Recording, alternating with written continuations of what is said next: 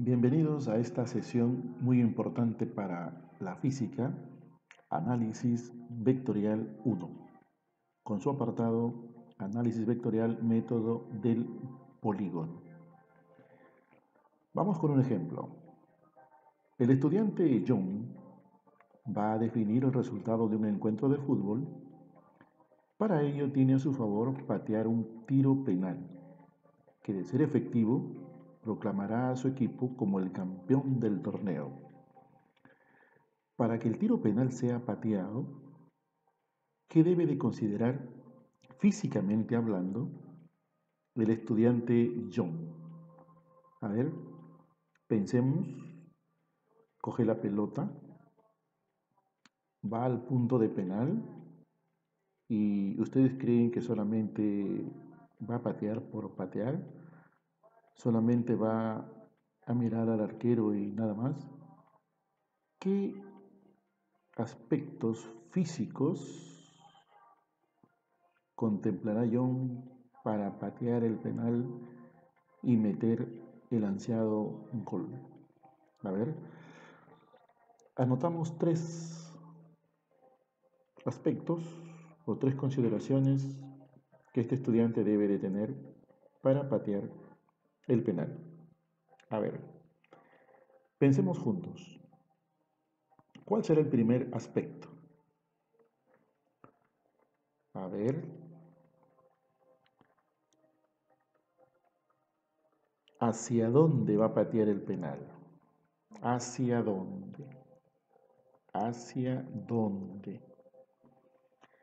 El hacia dónde viene a ser qué sentido le va a proporcionar al balón cuando patee. ¿Hacia dónde? Otro aspecto a considerar, el hacia dónde puede ser hacia el ángulo derecho, hacia el ángulo izquierdo, hacia abajo, hacia arriba. El hacia es el sentido, la contundencia de llegada, ese es el sentido. Luego, el otro aspecto que hay que considerar para que patee de la mejor manera, ¿por dónde va a patear el balón? ¿Por dónde quiere decir físicamente hablando? ¿Por la vertical, por la diagonal, por la horizontal? ¿Por dónde? Y ese por dónde se denomina dirección. Ahora, la patada, el shot, debe tener un impulso, debe tener una fuerza, debe tener una velocidad, debe tener una aceleración. Todo eso es una magnitud vectorial, precisamente. Entonces, debe de haber un tamaño, un valor, un módulo. Si hablamos de fuerza, en Newton, 40 Newton, la fuerza de patear. Si hablamos de velocidad, ¿con qué velocidad debe ir el balón? 30 metros por segundo, 50 metros por segundo. Si es una aceleración, de la misma manera. Entonces, para que este aspecto quede claro, tenemos que considerar el hacia dónde, que es el sentido, el por dónde, que es la dirección, y el tamaño, valor o módulo, que puede ser la fuerza, que puede ser la aceleración, que puede ser una velocidad. Muy bien, ahora vamos a referirnos a lo que es un vector. Y un vector lo podemos definir, lo podemos comprender en muchos aspectos. Por ejemplo, podemos decir que es un ente matemático. ¿Qué es un ente matemático? ¿Qué es un ente? Un ente es una idea que está en nuestro intelecto, que está en nuestra percepción mental, un ente. un ente matemático. ¿Por qué matemático? Porque tiene una cantidad, ¿cierto?, que se representa. También podemos decir así de manera más sencilla que es un segmento de recta orientado. Entonces, ¿cómo vamos a concebir un vector? A ver, vamos a coger un segmento de recta orientado y lo colocaré acá. A ver, aquí tengo un segmento de recta orientado. Toda la longitud viene a ser el módulo o tamaño del vector. El por dónde es esta línea por la cual se mueve el vector. Y esa flechita que tiene en la parte superior indica el sentido. Entonces, esa es la manera como voy a representar un vector. Seguidamente, aquí está más amplia la explicación. El vector tiene una simbología. Esta V que indica el vector. El módulo es la longitud, el tamaño de ese vector. La flechita indica el sentido y la dirección, que viene a ser la línea de acción, siempre tiene que estar pegada a uno de los ejes. En este caso está pegada al eje de las abscisas, al eje X. Ese ángulo que forma con el eje X se denomina dirección. Y aquí tenemos el eje de las ordenadas. Si tuvieran el eje de las ordenadas también sería una dirección, pero relacionada con el eje Y. Se estila que casi siempre se represente con la dirección el ángulo formando con la horizontal. Bien, elementos de un vector. Todo vector consta de 3 elementos importantes. Ya tú sabes que es un módulo, que es una dirección y que es un sentido. Representación matemática. Como lo decía anteriormente, el vector es un ente matemático porque se representa matemáticamente. Todo lo que es cantidad estudia la matemática. Bien, el vector en su representación puede escribirse así, de esa manera, con su flechita arriba, de esta manera, con un segmento en la parte superior, o de esta manera, AB. A viene a ser esta parte y B viene a ser la otra parte, ¿cierto? Bien, entonces, aquí completamos el módulo, ya conoces qué es el módulo, la dirección y el sentido. Muy bien, tipos de vectores. Hay vectores que están en una misma línea de acción. A estos vectores se les llama colineales. ¿Qué significa colineales? Que están en una misma línea de acción. Que unos pueden tener sentidos iguales. Los dos, por ejemplo, el vector B y el vector C van a la izquierda, sentidos iguales. O también sentidos contrarios, como el vector A y el vector B tienen sentidos contrarios, pero tienen la misma dirección, la misma línea de acción. A, B y C tienen la misma línea de acción, solamente que A es contrario a B porque tiene sentidos distintos. Y A y C también tienen sentidos distintos. Eso se llama vectores colineales, aquellos que tienen o están en una misma línea de acción. Seguidamente, vectores concurrentes. Por ejemplo, cuando decimos hay mucha concurrencia en el evento, significa que mucha gente se ha reunido en un determinado lugar. Para nosotros, ese lugar se va a denominar un punto de intersección. Ahora, por ejemplo, no hay concurrencia a los colegios, ¿no? O sea, no se reúnen en un solo lugar, no se reúnen en un solo punto ahora los estudiantes, ¿no? Entonces, concurrencia quiere decir que sus líneas de acción se intersectan y que coinciden en alguna parte de su camino en un mismo punto. En este caso el vector A, que no se encuentra directamente interactuando con el vector B, pero sus direcciones sí están en un punto de intersección. Entonces, el punto de la concurrencia del vector A, B y C puede ser entre los vectores en sí, entre sus tamaños o entre sus direcciones. ¿Correcto? Las direcciones cuando se intersectan en un punto, eso se llama punto de concurrencia. Entonces, A, B y C son vectores concurrentes.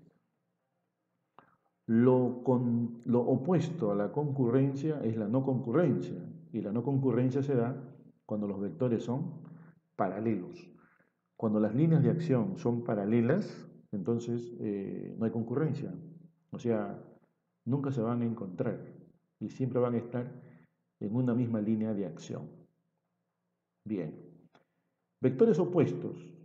Vectores opuestos son aquellos que tienen el mismo módulo, el mismo tamaño, pero sentidos contrarios. Solamente su sentido es contrario. Lo demás es igual. Por eso se denomina opuesto. Ahora, vectores iguales, como su expresión lo dice, tienen sus tres elementos iguales. Mismo módulo, misma dirección y mismo sentido. Aquí en este gráfico hay un ejemplo de que tienen la misma dirección, o sea, tienen el mismo ángulo que forma con el eje horizontal. Entonces, sentido de A es igual también al sentido de B. El tamaño de A es igual que el tamaño de B. Y el ángulo que forma con el eje X de A también es igual que el ángulo que forma el vector B con el eje X. Entonces, repasamos aquí. Colineales en una misma línea de acción. Concurrentes cuando se interceptan en un punto. Paralelos cuando sus líneas de acción son en sí paralelas, no se van a juntar. Opuestos cuando tienen dos datos iguales, el tamaño y la dirección, pero en sentido opuesto. Y los vectores iguales tienen sus tres datos, sus tres elementos iguales. Muy bien. Observamos que todo vector lo podemos trasladar sobre el plano en forma paralela sin alterar ninguno de sus elementos. Aquí está claro de que el vector lo podemos trasladar y si sigue su misma dirección y su mismo sentido, pues es el mismo vector. Muy bien, llegamos al punto más importante, suma de vectores o vector resultante. ¿Cómo vamos a obtener la suma de vectores? Porque una situación es sumar cantidades aritméticas o escalares y otra muy diferente es sumar vectores con esas características de módulo, de sentido, de dirección. Bien, ¿qué hacemos para la adición de vectores paralelos o colineales?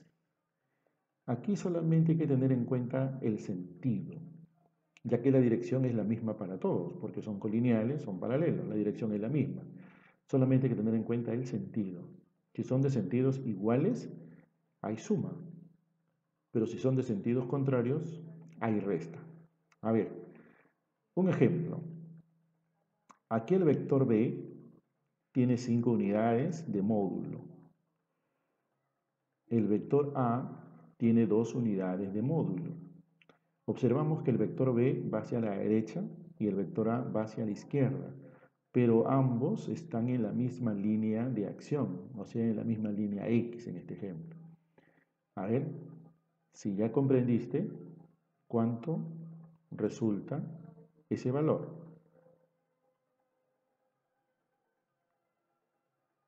Muy bien, ese valor es 3 unidades. 5, voy a restar 2. 5 menos 2, 3 unidades. Correcto. Aquí, con el vector B y el vector A. El vector B tiene un módulo de 3 y el vector A tiene un módulo de 1. Nota que están en la misma línea de acción, tienen el mismo ángulo con el eje X. Ya conozco sus módulos, pero ahora estoy observando de que tiene sentidos contrarios. Entonces, ¿cuál es la resultante de estos dos vectores? A ver, tiene 5 segundos. Muy bien. 3 menos 1, 2 unidades. ¿Por qué voy a restar? Porque tengo sentidos contrarios. Tengo sentidos contrarios. Aquí con el vector C no hay problema, sigue siendo C, no hay nada que ejecutar acá.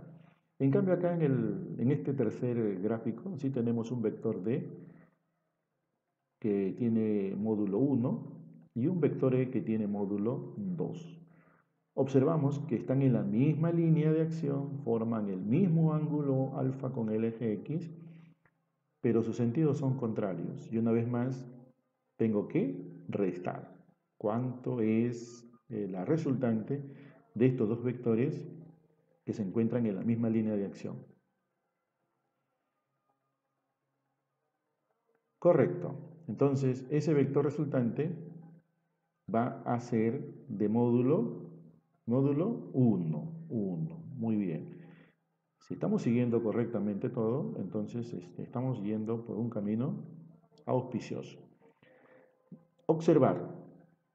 Vector A más vector B va a resultar el vector resultante. ¿Cuándo puedo hacer esto?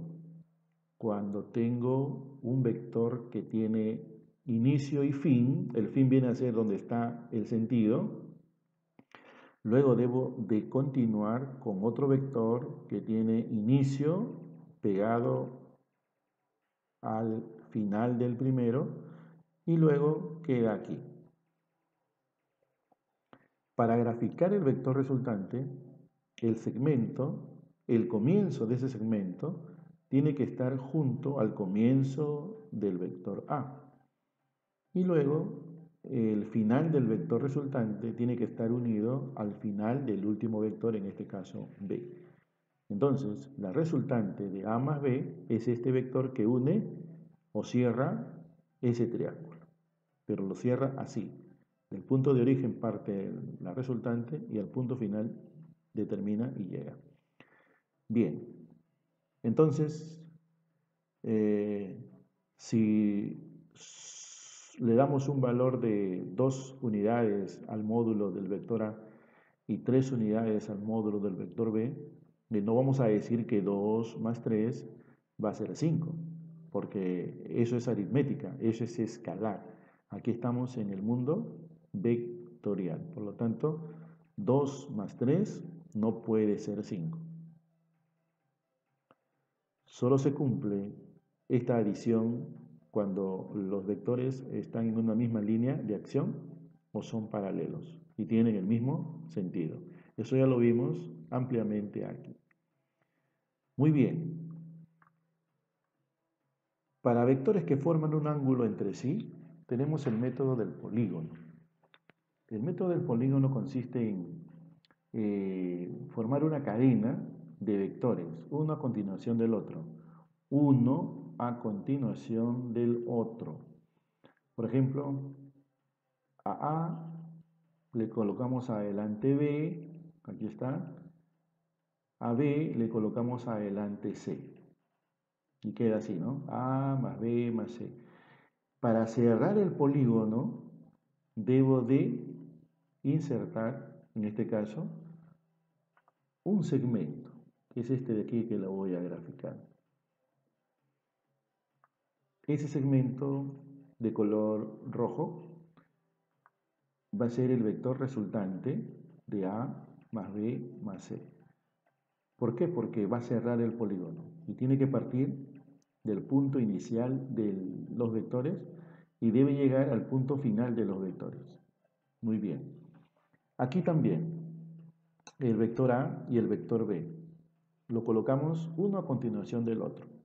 Vector A acá vector B, y luego también vamos a acceder a un vector resultante, que va a ser este de aquí. Correcto. Vamos a colocarle ahora un colorcito moradito. Muy bien, entonces estos vectores que cierran el polígono, pero así, de esta manera, inicio con inicio y final con final, se denomina vector resultante. Este es el método del polígono. Ahora, ¿podrá cerrar el polígono? Vector A, vector B, continúa, vector C, y veo que el vector A y el vector C se encuentran en el mismo punto. Por lo tanto, no puedo coger un vector para poder trazar el inicio y el final. En consecuencia, la resultante es 0. Aquí, vector A, vector B, vector C, vector D, vector E. Uno a continuación del otro. Y justo el vector E termina cuando empieza el vector A. Entonces la resultante también va a ser 0, 0. Un último esfuerzo. Vector C, continúa vector D, continúa vector A y continúa vector B. Profe, yo no empecé por el vector C, yo empecé por la A. No hay problema. Vector A, vector B, vector C y el vector D termina justo donde empieza el vector A. Por lo tanto, aquí tampoco hay una resultante y es 0, porque simplemente no podemos cerrar el polígono porque ya está cerrado. Muy bien, jóvenes, este ha sido una parte así sucinta, breve, respecto a los vectores en cuanto a sus elementos, en cuanto a sus operaciones. Ya en la otra parte vendrá la manera cómo vamos a trabajar a la solución de algunos problemas base que tenemos en cuenta para ir avanzando en la comprensión de todo ello. Gracias por su atención y continuamos en la siguiente parte.